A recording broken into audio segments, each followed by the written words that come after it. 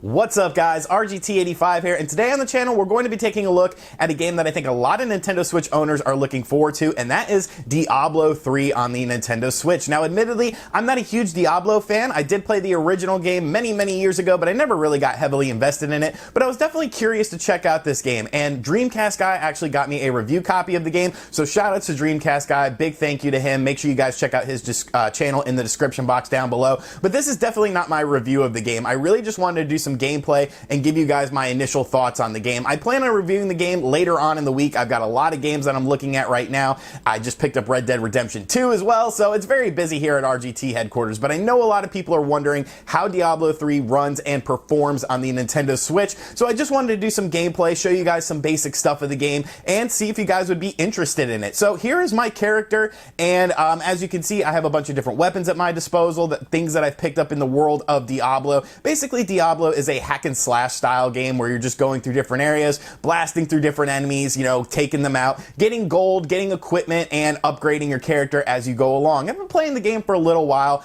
you know, just getting a feel for it because it's, like I said, not a franchise that I'm really familiar with, but so far I've been enjoying the game. So you can see my inventory here. I have a bunch of different things at my disposal. Right now I have all the best equipment equipped.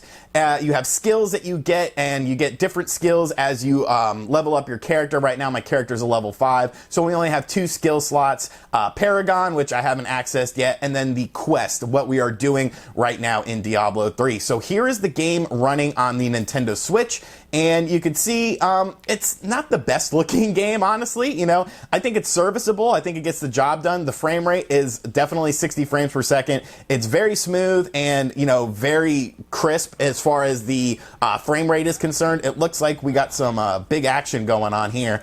Oh boy.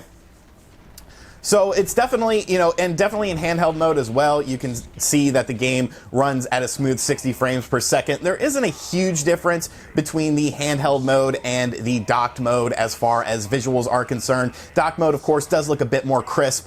I think it looks a little better, but as far as, you know, huge differences, it's nothing, you know, like Doom was, for instance, where it looks substantially better when it first came out in docked mode than it did on handheld mode. So that is worth mentioning. But yeah, so I like the gameplay of this game. I think the gameplay is very fun. You know, it's very fast, it's very frantic. You're just hacking and slashing through different enemies and things like that. You have a roll ability that's sort of like a defense, and you get different items, like I said, as you progress through the game, as you kill different enemies, as you continually level up. There's also little, you know, areas you can find along your path that you're going on to upgrade your character as well. You know, hidden stuff, a lot of exploration in the game, which I like that. I like things that don't really necessarily hold your hand all the time. Like right now I'm in this big castle area, and they pretty much just gave me a general direction, said, all right, find this guy, and then I was on my way. So I like that about the game. You can see the little meter in the bottom left-hand corner. That's sort of like your magic meter.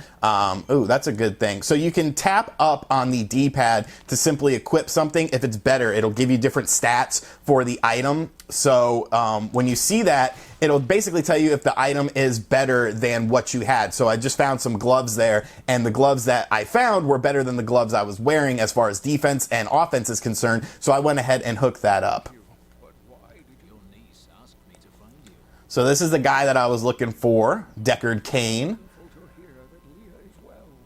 Where's he taking me? Oh, is this a hidden passageway? That's cool. Maybe it's a way out of here. It appears that it is. So now we're in a different area, and we're going to warp back to the main town of the game, I believe. Yes, which is New Tristram. So this is sort of like a little hub world. It looks like we have some cutscene information going on that sort of tells you the backstory of the game and things like that, what's going on in this world, how Diablo is the main guy who's causing the undead to rise, and you have to put a stop to him. So it's a big task, of course, but, you know, I believe we are up to it in terms of taking him out. So like I said, this is the main town area where you can, you know, basically get your quests. You can do things with different shopkeeps and things like that, talk to different characters.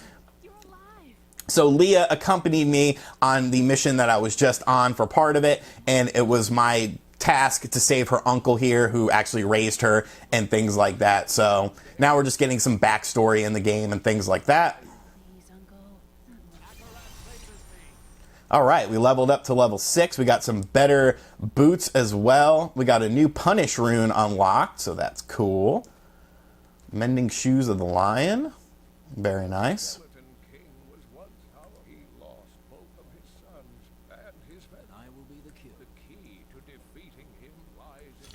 All right, so now we have to take out another evil character. So let's head to the blacksmith. I don't really need any healing, but sure. This guy's kind of expensive, the merchant guy here. So we're not going to mess with him quite yet. Do I go through here? No. But I do like destroying stuff. Well, of course, as I say that, you can't destroy anything in there. All right, that was a fail. But you can destroy stuff in the environments when you're playing through the game. There's actually like traps littered throughout as well, which is pretty cool. That will take out different enemies and things like that. Let me see where this, because you can see in the bottom right-hand side of the screen is your little mini map. You can see a fuller map as well here. So I am there, so we go up this way. Okay. I don't think I've been down this way. So let's go talk to the smithy and get some information on our next quest. Are you Hadrian? Deckard Cain said you... Not now. It's my wife. She's locked in the cellar. It is a hard burden. All right, looks like we're getting a little bit morbid here. So we have to kill the ravenous dead in the cellar of the damned. Sounds very pleasant. All right, where are you guys? There's some destruction. There we go. Yay. Well, we got a party going on down here. Take all these creeps out. So that magic ability that I'm using there, that big sort of bigger attack area thing, is actually triggered to the ZR button. So you know, it's very, they did a good job of mapping the controls to everything. I'm definitely interested to see how a single Joy-Con would work with this game, because it feels like there's a lot in terms of controls and menus and things like that.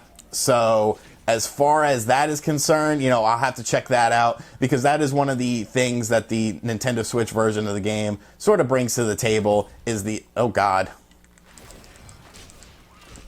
She turned into a bad girl. Oh no, I'm slowed. Come on. Shake it off.